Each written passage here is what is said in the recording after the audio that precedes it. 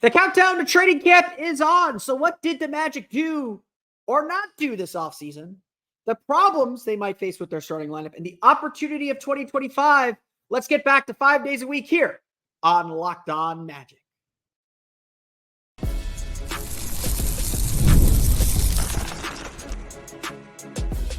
You are Locked On Magic, your daily Orlando Magic podcast, part of the Locked On Podcast Network, your team every day. And you are indeed Locked On Magic. Today is September 15th. It will be September 16th, 2024. My name is Philip Rossman-Reich. I'm the senior writer over at OrlandoMagicDaily.com. Of course, follow me on Twitter at PhilipRR_OND. On today's episode of Locked On Magic, we're going to recap what the Magic did this offseason. Let's just start there. We'll talk about what the Magic did and did not do and how that sets them up for their future. We'll talk about all that coming up here in just a moment. First, we want to thank you again for making Locked On Magic part of your day every day, no matter when you listen to us, whether it's first thing in the morning, whether it's right when we upload. We truly appreciate you making Locked On Magic part of your day every day. Remember, there's great Locked On podcasts covering every single team in the NBA. Just search for Locked On and the team you're looking for, the Locked On Podcast Network. It's your team every day. Today's episode of Locked On Magic is brought to you by FanDuel. Now through September 22nd, all FanDuel customers can bet $5 and get a 3-week free trial of NFL Sunday Ticket from YouTube and YouTube TV. Visit FanDuel.com to get started. We are inching closer and closer to the start of training camp, just 3 weeks away from the beginning of training camp and media day over at the Advent Health Training Center. It's going to come very quickly. It's going to come very, very fast. And we are now back to 5 days a week, or 5 days a week here on Locked On Magic. So since this is the unofficial start of our long marathon through the season, which will hopefully end in June this year, I want to start today's episode by talking about what the Magic did and did not do this offseason. I want to spend this time really thinking about whether the Magic missed some opportunities, because that has been a topic that I have fielded in the comments throughout the summer. And it's a topic that was brought up on the Lowe post earlier this week. Zach Lowe, noted Magic fan, noted Magic supporter or sympathizer, wondered aloud, at least, something that a lot of Magic fans have talked about as well. Whether the Magic missed an opportunity this summer. The Orlando Magic, of course, entered the summer with $30 to $50 million in cap room, depending on some stuff that they did. And really, this opportunity to make a big splash, to be a headline-writing summer for the Magic. Because after all, Franz Wagner will now be on a max contract after this season. He's got 1 more year on his rookie contract. Paolo Banchero has 2 more years on his rookie contract. He will get a max contract next summer that will kick in 2 years from now. The time where the Magic have their players under cost control is ending. And there is certainly an argument and certainly a sense that there is a window to really push this team forward, to really make a big splash and establish who this championship team is. And that's what a lot of people wanted the Magic to do. Whether it was chasing Paul George in free agency, whether it was going after a Trae Young or DeJounte Murray, or even someone as far down the list as Anthony Simons in a trade, there is absolutely an opportunity for the Magic to make this big splash. Now, that's not to say the Magic didn't make a splash. I think the characterization that they were somehow overly conservative or otherwise didn't do anything with this cap room is wrong. They signed Kentavious Caldwell-Pope. There are 2 players, there may be 3 players that change teams that will have a significant impact on the upcoming season. Paul George and the Philadelphia 76ers, obviously, 4. I'll get 4. Paul George and the Philadelphia 76ers, absolutely one of them. Klay Thompson to the Dallas Mavericks, definitely will have an impact. I'm counting DeMar DeRozan to the Sacramento Kings. Isaiah Hartenstein going from the Knicks to the Thunder is a big deal. So there's 5. Kentavious Caldwell-Pope to the Orlando Magic is a big deal. The Magic gave him a 3-year, $66 million deal. They're adding a starter with the shooting that they need, as well as a veteran with championship experience. Granted, he is not a volume three-point shooter. He is 30 years old on a team that does not have a lot of 30-year-olds, so he is the veteran of the group again. And he's coming off of the playoffs that were rough, to say the least, both from a shooting perspective, where he shot about 32% from three, and defensively even, where he struggled on Anthony Edwards a lot. Not that that's a reason the Denver Nuggets should have given up on him. In fact, the Magic have some leeway defensively because they're a better defensive team and may be able to take more advantage of KCP's defense and certainly his shooting as well. We'll talk more about KCP very soon. I'm probably going to do a video on him on my Patreon page here very soon as well.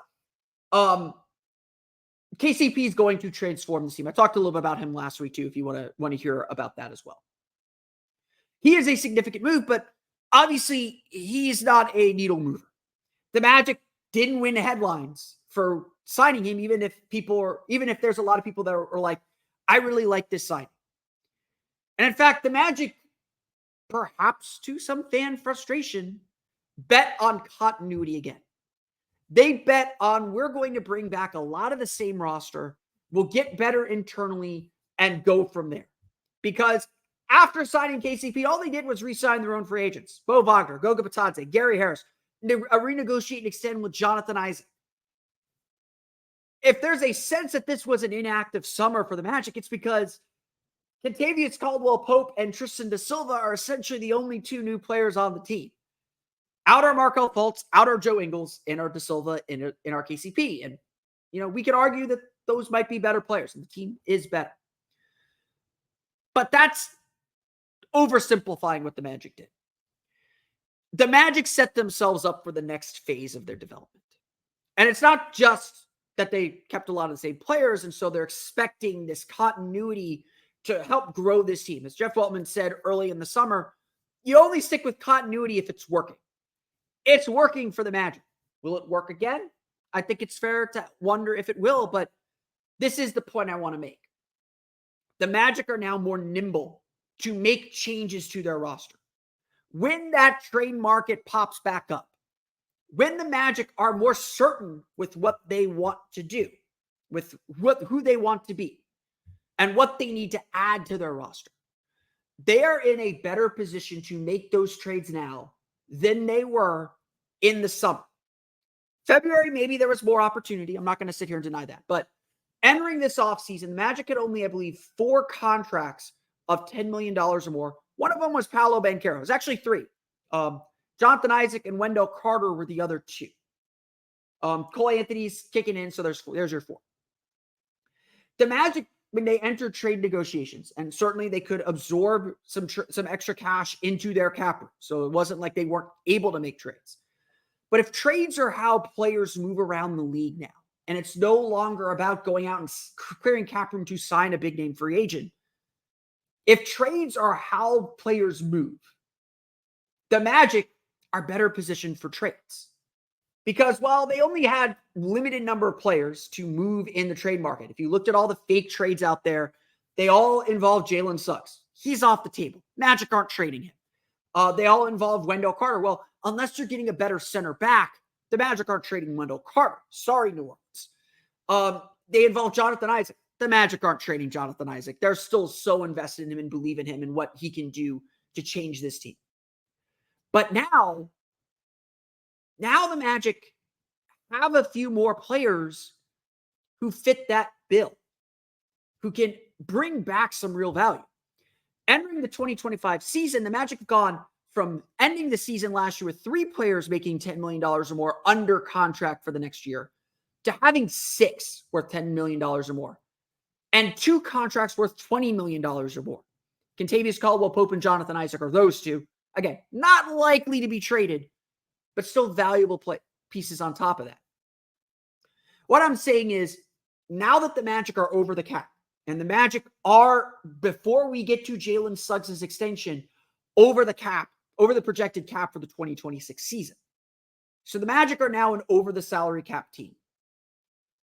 Now that the Magic are over the cap, the way that they will make improvements is by trades. And they're better positioned to make trades now. On top of this, they still control all of their own draft picks. They do not owe draft picks to anyone. They have that extra pick from Denver. They're not flush with draft picks like, say, the Jazz or the Thunder or the Spurs. But they have enough draft picks that when they're ready to strike, they'll be ready to strike.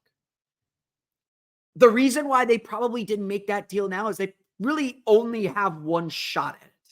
They don't have enough draft picks, and if it's going to cost multiple draft picks, DeJounte Murray costs 2 draft picks. If the Magic aren't sure he's the right guy, they weren't going to invest the 2 draft picks plus other pieces to make that work, to make that happen, because then they would have been gutted, and they probably would have had to make some changes elsewhere or adjust their free agency in a free agent pool that wasn't particularly strong. The Magic are better positioned now to make that next big move. And really, that's what this offseason was about. How do we position this team, this group, these young players, our young stars for the next phase? Because 2025 is about 2025. The Magic need to win. But it's about so much more than that. And we'll talk about that in the context of how the Magic starting lineup is shaking out coming up here in just a moment. But first, today's episode of Locked On Magic is brought to you by our friends over at FanDuel. You've heard us talk a lot about FanDuel, America's #1 sportsbook. Well, we have something a little different for you today. Now through September 22nd, that's next Monday, by the way, or next Sunday, excuse me. I'm recording this on a Sunday. It's next Sunday. All FanDuel customers can bet $5 and get a 3-week free trial of NFL Sunday Ticket from YouTube and YouTube TV. Then with a YouTube TV base plan, you'll be able to watch every regular season Sunday afternoon out-of-market game. All you need is a Google account and a current form of payment, and you can cancel any time. FanDuel has so many great offers to get you ready, even for the NBA season. They've already got some great odds up on the NBA season, including the Orlando Magic with an over-under of 47.5 wins. They have the Orlando Magic at plus 1,700. Those odds have actually been going down to win the Eastern Conference. Not a crazy bet at this point, I would say. They even have opening night line out for the Orlando Magic. Still a 1-point underdog at the Miami Heat minus 106 on the money line if that is your game. If you want to bet on the Orlando Magic, FanDuel is the place to go. Just visit FanDuel.com and download America's #1 sportsbook.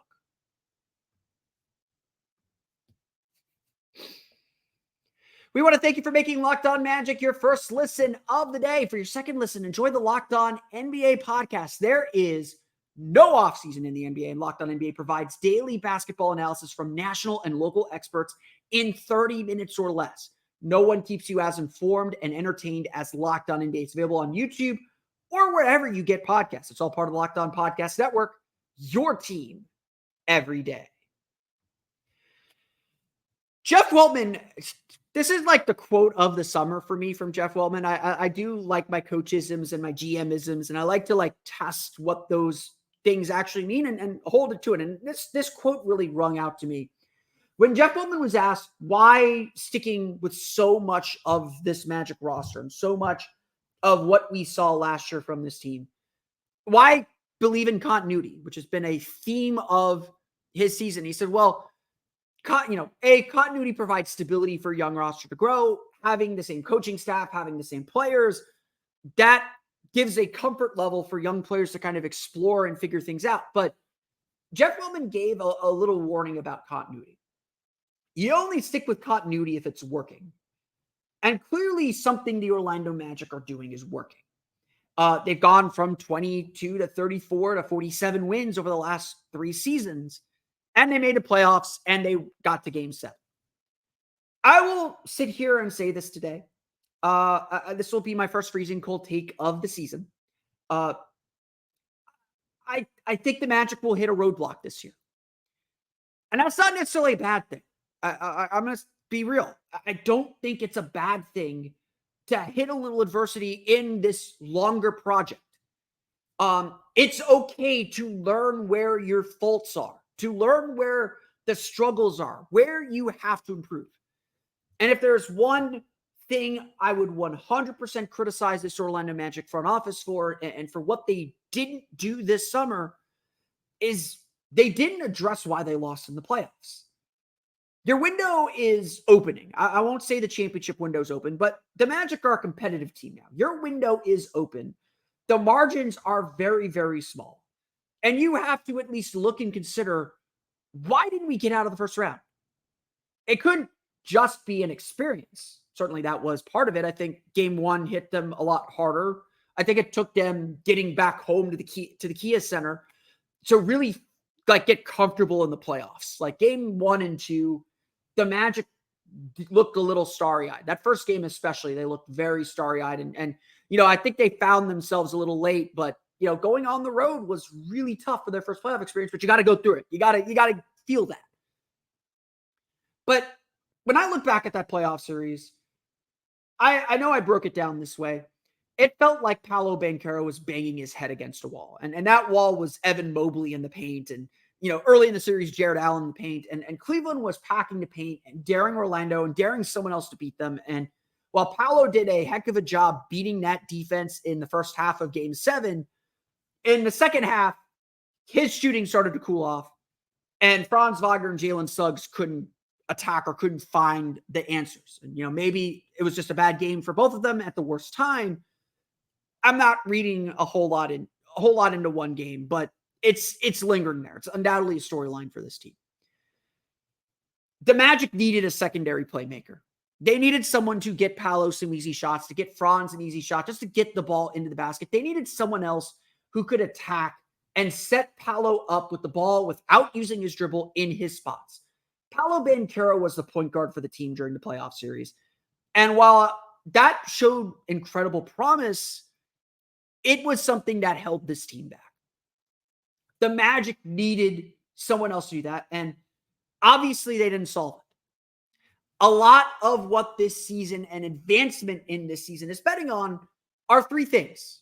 And all of them are worth betting on. I want to make that really, really clear. It's not necessarily a bad thing to bet on this. But it is a gamble. If you're looking at this season as the Magic need to get to the second round, or the Magic need to be contenders to be in the Eastern Conference Finals, to be a top 4 seed, I think this is a huge gamble. Now, it could pay off in 2026 and 2027 and 2028 when the Magic's championship window really begins to open. I think we're looking at a 2027 to 2031 championship window. And it could be longer because Paolo and Franz are so young and under contract for quite a while. But the Magic did not solve the point guard problem. And so they are betting that Paolo Banchero can be a point forward, can do everything for this team. That Franz Wagner can improve his playmaking and be a better creator for this team. Something that he showed hints of during the Olympics. I'm not going to sit here and deny that there wasn't something intriguing about that in his decision-making.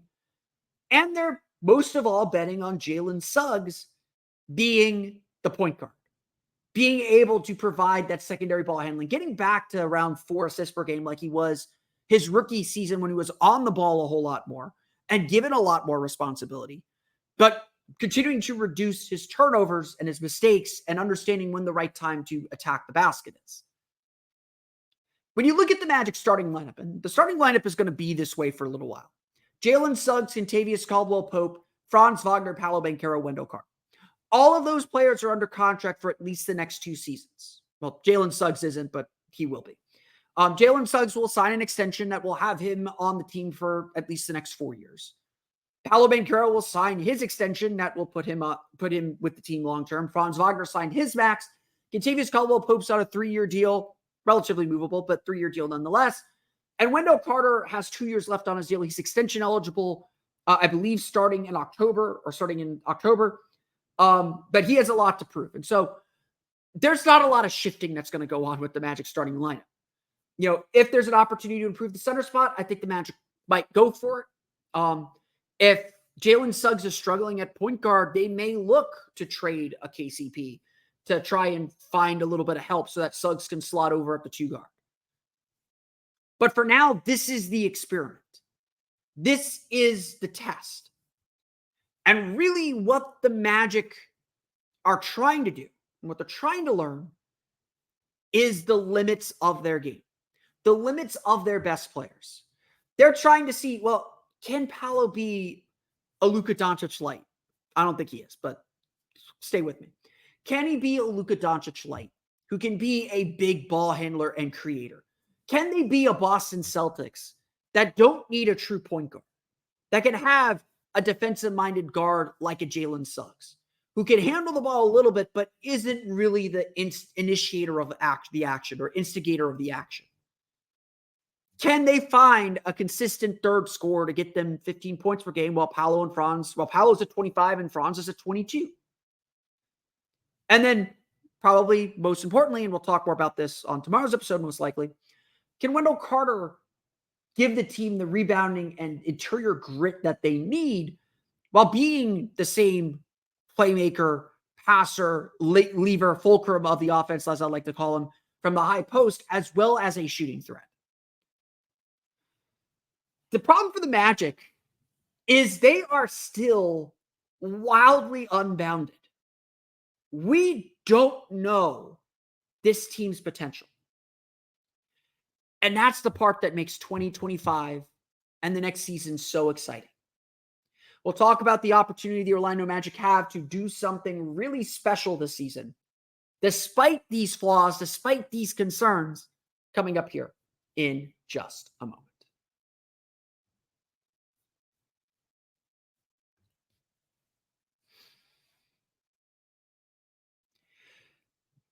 So, if you've listened to me, you probably sense I'm a little bit lower on this team than everyone else. I don't mean to slow the hype train. I don't mean to slow the excitement. I am really excited about this team. I am really excited about the season. But I want to stress that I kind of view this season as not a development season. I don't think that's quite the word, because I do expect them to win. Like, I will judge them based on their results. Results do matter. But this is still very much a developing team to me. This is still a team that does not understand its ceiling. The floor is very, very high now. Like, again, like, only a complete disaster would lead the Magic to miss the playoffs. Maybe they're in the play-in. Maybe they have to get in the 7-8 game. But I don't see a way, barring major injury or unforeseen regression, that the Magic are not one of the top 8 teams in the Eastern Conference. Their defense is legit. Maybe it takes a small step back, but still a top 10 defense, a top 6-7 defense in the league. I am confident their offense will take strides as well. But this is still a team that is discovering who it is and discovering how best to use their best players. This is why I think the Magic are fine sticking with continuity. This is why I think the Magic were okay looking at the roster and saying, let's run that back. Let's see how far we can take this until we really figure out what we need. Because let's just sit with Paolo Banchero, most important player on the team, the best player, the all-star, the everything. Yes, he needs to be more efficient. That criticism is true. I think a lot of the national media is using it to disqualify him from conversations he deserves to be in. Did a podcast on that a couple weeks ago.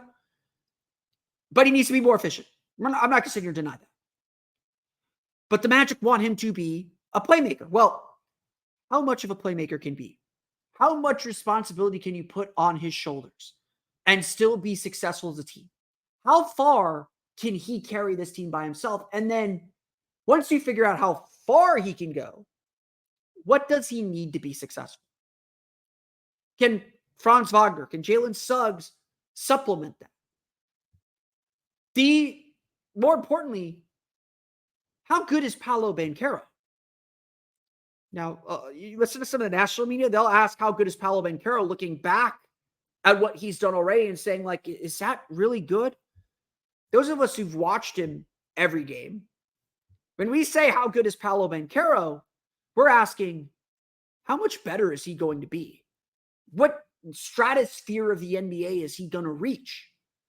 Is he merely all-star, surefire all-star. I think he's a surefire to make the all-star team, provided his stats stay about the same next year. Is he a perennial all-star, or is he a perennial all-NBA player? Is he a potential future MVP player? Because at the end of the day, that's what the Magic are betting on. They're betting that Paolo Banchero is an MVP type player because that's how you become a championship team. Yes, you're a championship team because you have a great player, and your great player is great because he's on a championship level team. Like it's circular. But the Magic have to figure out the limits of their stars. Franz Wagner, we know what he can do attacking the basket. He is one of the most deadliest drivers in the entire league. Can he add a mid-range jumper to his game to keep defenses off balance? Can he become a better playmaker off of those drives so that teams, and the playoffs especially, can't just sit on him driving to the basket? Can he, yes, add that three-point shot to be sustainable as a scorer? Can Jalen Suggs match his three-point shooting? Can he improve as a playmaker? The opportunity of this season, it's not about how far the Magic advance in the playoffs. It'd be nice. It'll be a sign of where they're at. Results are a sign of other things. The opportunity this season is figuring out how far this team can go and really what this team needs to go to get to the next level, to get to the next layer. You're going to hate me for saying this again, but I'm going to say it again. Disappointment is part of the process.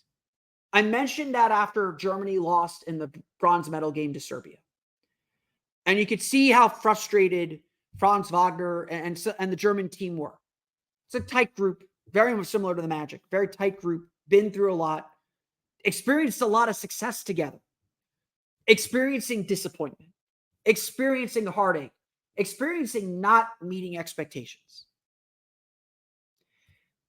For a lot of teams, that's part of how they get better, how they adjust, how they grow. The Magic have been on a rocket ship for the last 3 years. They've gotten consistently better, and if that continues, great. I'm not going to complain. Make me eat my words. I don't care. But the teams that have had sustained success, they don't win every year. The Boston Celtics have been to the conference finals every year for the last, or seemingly every year for the last, 6 years? Made 2 finals. They didn't break through and win the championship until last year. And that journey that they went on had a lot of questions, a lot of detours, a lot of crises of whether their stars were the right stars, whether they needed to do something different. And at each phase, they adjusted.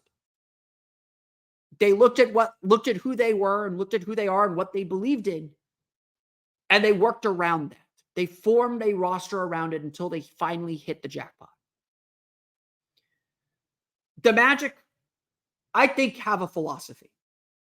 If you're looking for something different between Rob Hennigan, if you're looking for something that defines the most successful teams in Magic history, the Shaq era, the Dwight era, they all had philosophies.